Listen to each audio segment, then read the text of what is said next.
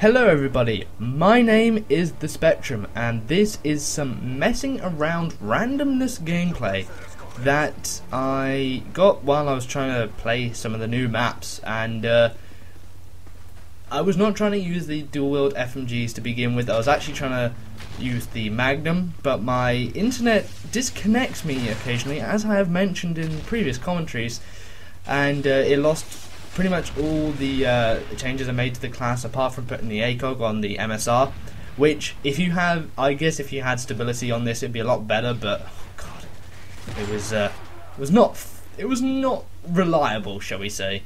So I don't know.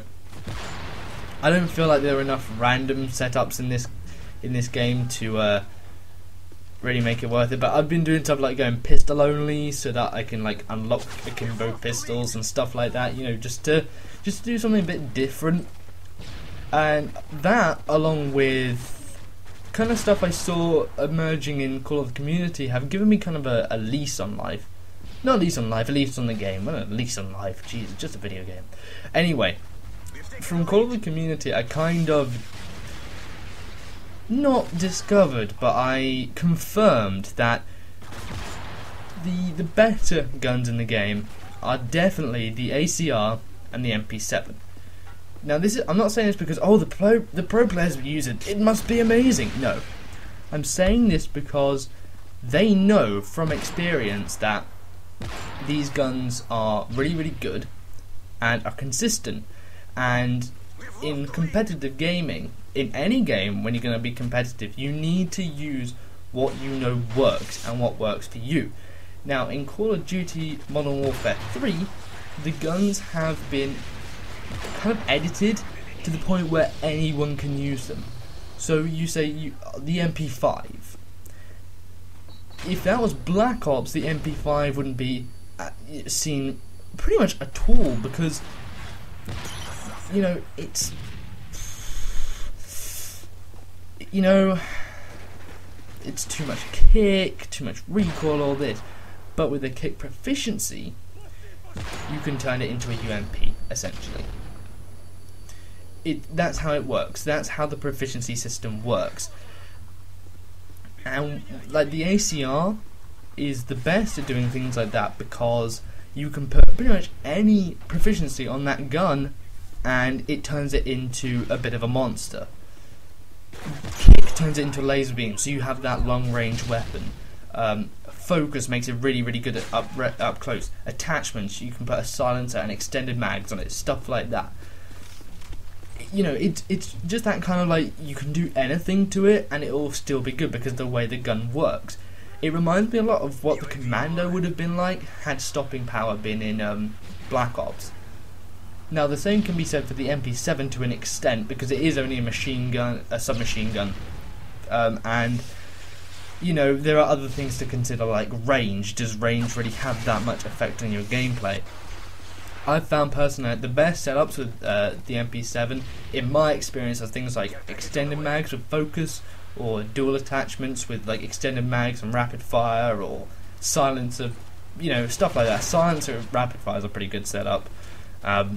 Just stuff like that. The PB90 is still good. Like, I still like using the PP, but the reason I don't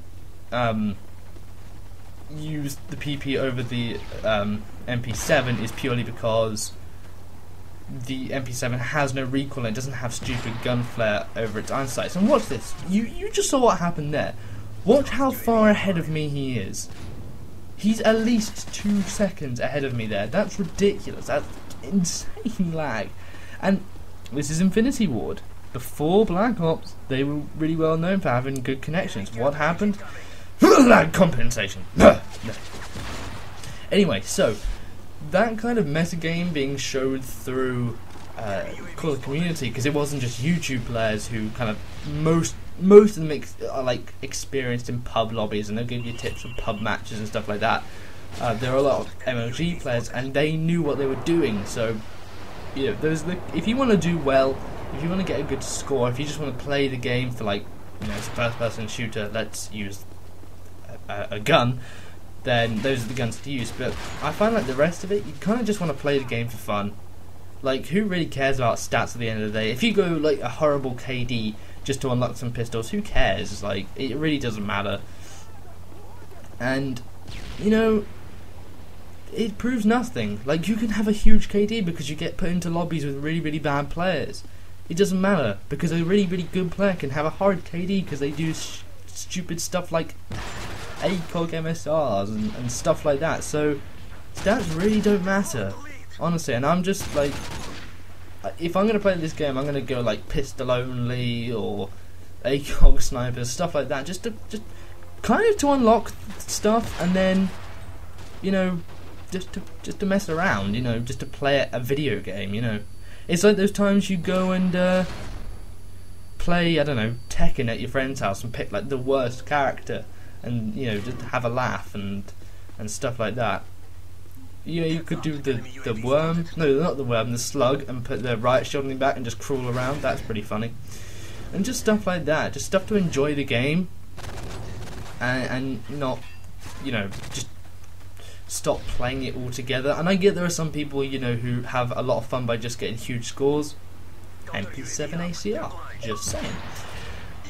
But I have to say two things. First off, the new map pack footage I put out, I was using Dead Man's Hand, and one of the reasons I do that is, like I said, to have fun.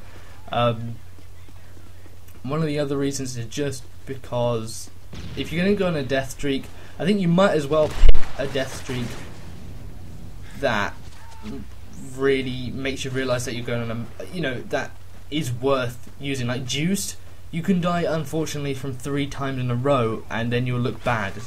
It's almost like a self-motivation thing, and like you die 3 times in a row, you don't want to be thinking, oh, I'm really bad at this game, quit because I'm unjuiced. You know, it's not like that.